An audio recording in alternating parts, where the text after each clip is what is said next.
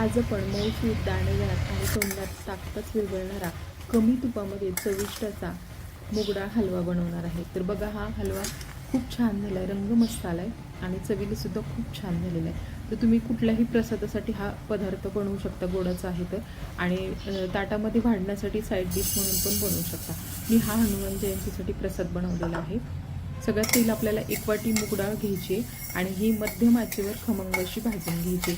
फार वेळ काही लागत नाही भाजायला। सुरुवातीला गॅस मोठा ठेवा आणि नंतर मध्यम आचेवर भाजून घ्या।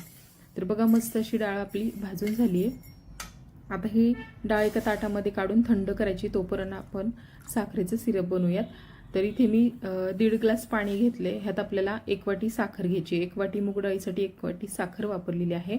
वेलची पावडर घालायची फ्लेवरसाठी आणि थोडासा ऑरेंज फूड कलर वापरलेला आहे। तुम्ही केशर पण वापरू शकता। पाण्याऐवजी दुधाचा वापर केला तरी चालेल। आता डाळ थंड झाली की मिक्सरला बारीक रव्यासारखी तळून घ्यायची।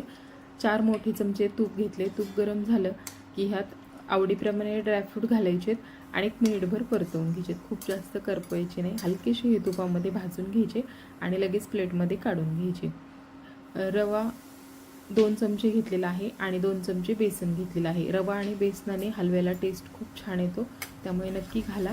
सुरुवातीला घालायचं आहे तुपामध्ये आणि 1-2 मिनटं भाजून घ्यायचा आणि नंतर आपण जी डाळ भाजून रवा तयार केला आहे तो घालायचा आहे आणि छान आता हे 1-2-3 मिनटं भाजून घ्यायचे। आपण डाळ चांगली भाजून घेतलेली आहे आधीच, त्यामुळे जास्त वेळ काही लागत नाही। छान असं हे भाजून झाले तर आपलं हे साखरेचं सिरप केलेलं त्याच्यामध्ये थोडं थोडं करून घालायचे आणि एका हाताने व्यवस्थित असं मिक्स करून घ्यायचे। तुम्हाला जर तूप आवडत असेल जास्तीचं तर अजून ह्यात थोडं तूप घाला, पण 4 चमचे तुपामध्येच अगदी छान असा हा शिरा झालेला आहे मूग डाळीचा। साखरेचं सिरप घातल्यानंतर चांगलं मिक्स करून घ्यायचं। वरतून मी पुन्हा 1 छोटा चमचा तूप घातलेला आहे आणि तळलेले ड्रायफ्रूट घालायचे आहेत। चांगलं मिक्स करून घ्यायचे। बघा, एकदम झटपट इन्स्टंट आणि चविष्ट असा हा मूगडाळ हलवा तयार झालेला आहे। सगळं छान मिक्स करायचे आणि हवं तर 2 मिनिटं झाकण ठेवून लो गॅसवरती ह्याला वाफ द्या। मस्त दाणेदार मऊसूत असा हलवा तयार होतो। एकदम सोपा आहे बनवायला, चवीला छान झालेला आहे। आवर्जून बनवा आणि कसा झाला ते मला कमेंट करून नक्की सांगा।